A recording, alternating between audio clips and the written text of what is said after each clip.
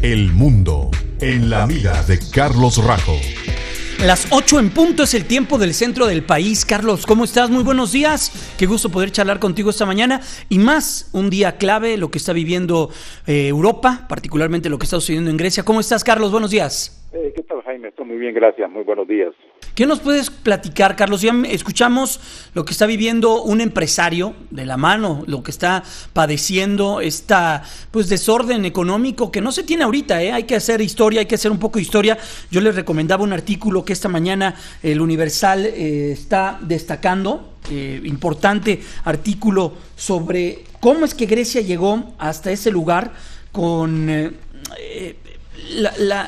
dispendio, el poco respeto, la corrupción, gobiernos griegos que entre el 2002 y el 2009 no reportaban cifras de déficit y de deuda pública, y esto los trajo a esta situación.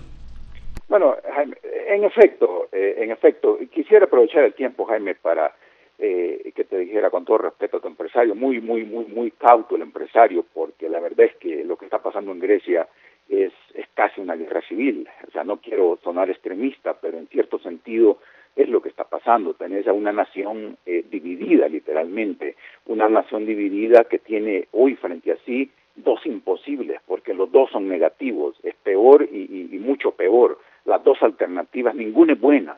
Si decís sí, básicamente estás aceptando que te siguen apretando el cinturón, como dijo el empresario, a él y a sus trabajadores, a situaciones impensables, es decir, es una crisis brutal que han vivido por los últimos años y nadie piensa que seguirse apretando el cinturón tiene sentido, porque no cambia en una cuestión fundamental que es en la estructura de la deuda. La propuesta que te han dado los europeos no toca ese tema, han prometido que sí lo van a tocar en el sentido, es decir, de reestructurar lo que debes, pero si decís no, se supone que es mucho peor, porque si decís no, estás literalmente en términos prácticos, aunque nadie lo diga, pero eso es lo que va a suceder mañana, como decía el comentarista español, que si decís no, básicamente te estás saliendo del euro, te salís del mecanismo de la moneda común, los bancos están en quiebra, ya no hay ni siquiera efectivo, y a partir de ahí es tirarte al precipicio sin paracaídas, porque te vas a quedar solo, casi con seguridad va a significar, insisto, que de salir del euro regresas a tu moneda local,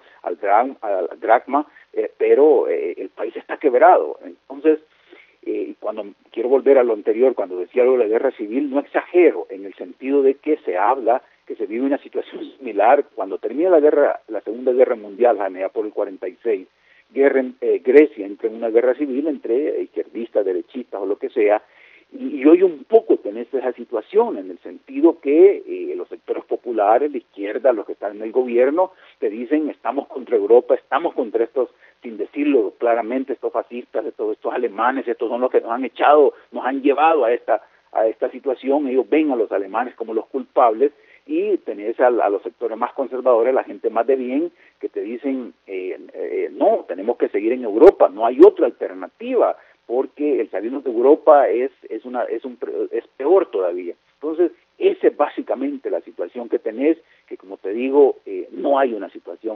nada fácil para los griegos. Cualquier camino que tomen, los dos son malos. Oye, Carlos, rápidamente, ¿por qué entonces países como Irlanda y Portugal sí adoptaron las medidas de la Troika?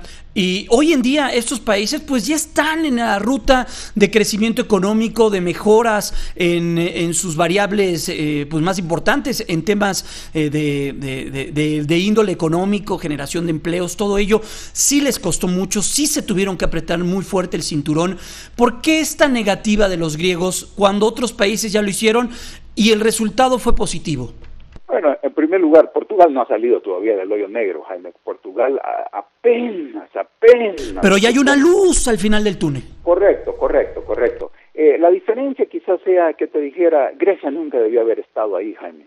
Grecia tenía una economía menos desarrollada, tiene cualquier tipo de corrupción en la cuestión que te dijera de las pensiones, la gente se retiraba temprano, nadie paga impuestos, toda una serie de cosas que hacían que no tenías que haber estado ahí, tenías que haber tenido tu moneda propia, y con tu moneda propia los bancos centrales pueden jugar con subiendo y bajando los intereses, el efectivo que pones en circulación y toda esa serie de cosas que los economistas manejan muy bien.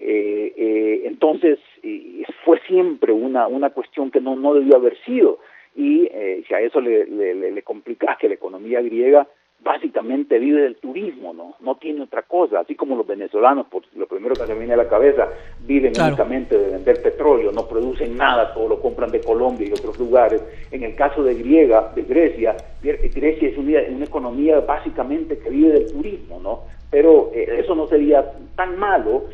Al final de cuentas son dólares, sean que te vengan de vender zapatos, de vender petróleo, de vender turismo, al final de cuentas son euros, siempre es algo. El punto es que que no hay mucho más en la economía griega, pero además te decía, todos esos problemas estructurales, de la corrupción, que nadie paga impuestos, que todo el mundo se retira joven, en fin, toda una serie de cuestiones. Entonces, en parte todo eso es lo que ha generado esta situación imposible, como decía, que tenés ahora.